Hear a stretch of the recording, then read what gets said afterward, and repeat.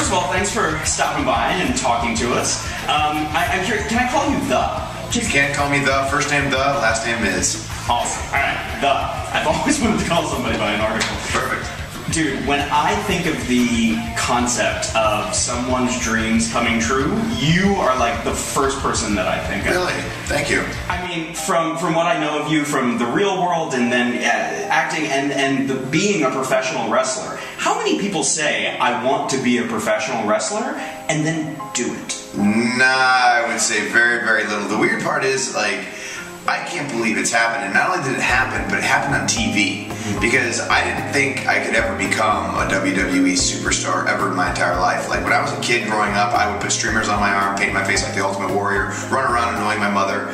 But, you know, I never thought that's what I'm gonna be, you know? And then once I got to college and saw that you could try out for the real world, I was like, oh man, you know, I'm gonna try out. And everyone's like, nah, you're not gonna make it. What's gonna stand you up from 40,000 people trying out? Dude, I don't know, but I'm gonna make the show. Made the show, and that's where being on that show and creating the character of The Miz on that show, everyone saw it happen organically.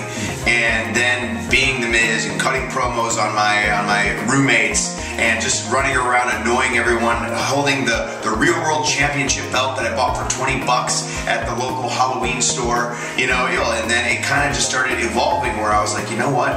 I've always wanted to do this as a kid, but when you come from Parma, Ohio, what you do is you go to high school. After high school, you go to college. After college, you go back to Parma, Ohio. You get a job, you get a family, and that's what you do. That's your life.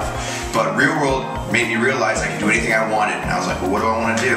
And I remember looking at myself in the mirror, coming back off the real world, and on my shelf there was a action figure of The Rock, and I was like, I want to become a WWE superstar. When you think back to that kid you were with the streamers, what would he think about the reality of where you are now? I think the thing that I thought that I would be doing right now would be working at my dad's Mr. Hero, which is where I started working. I flipped burgers and dropped fries for 3 years, and I thought I would own my own Mr. Hero like my dad, and that's what I would be doing for the rest of my life, living in Parma, Ohio. But telling that kid, guess what?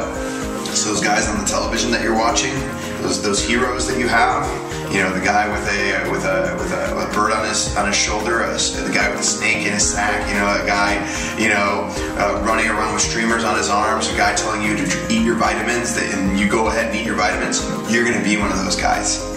I would not believe you at all. So instead of flipping burgers, you flip people. Yeah, instead of flipping burgers, I flip people.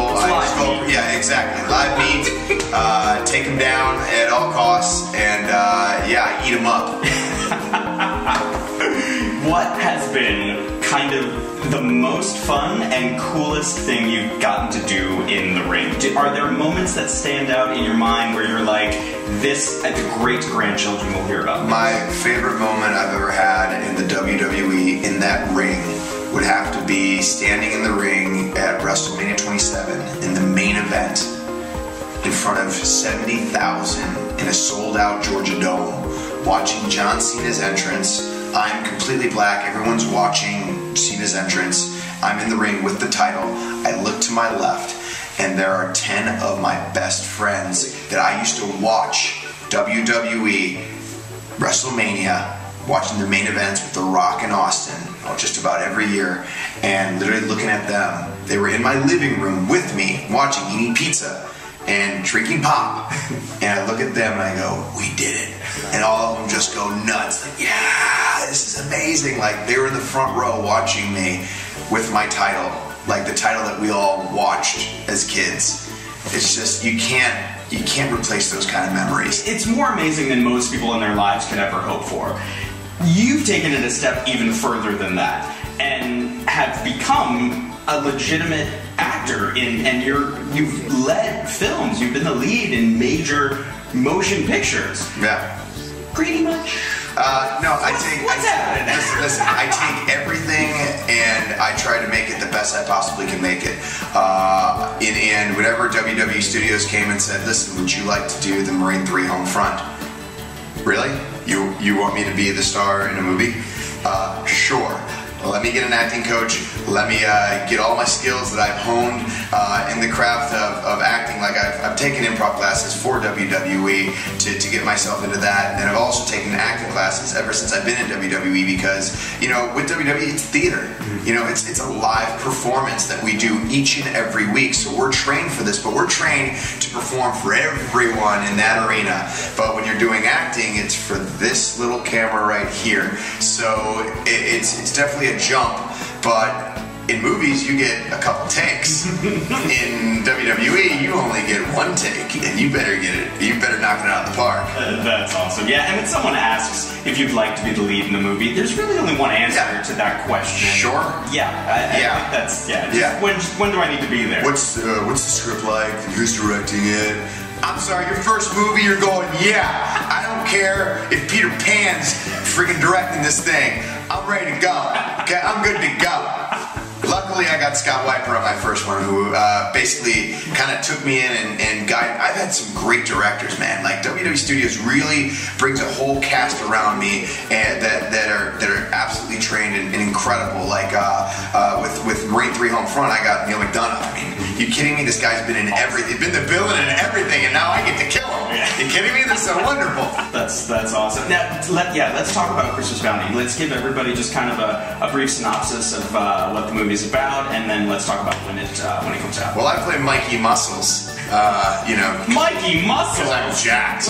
You know, so I play Mikey Muscles, who is a bounty hunter and is the ex-boyfriend of Tori Bell, who is also a bounty hunter, but and her whole family's a bounty hunter. She's my ex-girlfriend. She kind of leaves New Jersey and goes to New York because she wants a new life. She wants out of the bounty hunting business. She wants to live a normal, average, everyday life. She becomes a teacher, finds a new guy in Will Greenberg, who is amazing and funny. Every time I look at him, I just laugh. And it's not because of his face. It's just because he's a funny guy.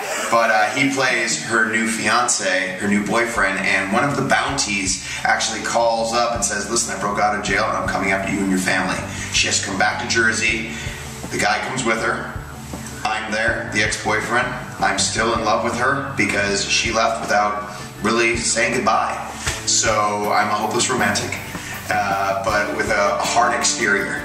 So it creates that love triangle, but it also has the action, has drama, has suspense, it has everything. There's just so much going on in the movie that there's no slowing down. It's just, you're just watching, oh, that's funny. Oh, yeah, wow, there's a drama. You know, there's just so much going on that you just entertain the entire time. Okay, so now the new fiance, what is he like? Nicky No Muscles, or what? How does he compare? Well, Will's character, I would say, is kind of rich, and is that Upper East Side kind of a, I guess, Chuck from Gossip Girl. I guess you can compare it to a funnier Chuck from Gossip Girl. By the way, why do I know that? Because Gossip Girl was one of my favorite series of all time. Okay, and so I was totally gonna let that. By the way, I know. I always have to let it. I always have to say, listen, I watch it. Yeah, I'm a WWE superstar that watched Gossip Girl. I enjoyed it too. So yeah, he's kind of like that Upper East Side, you know, kind of family, very a lot of money.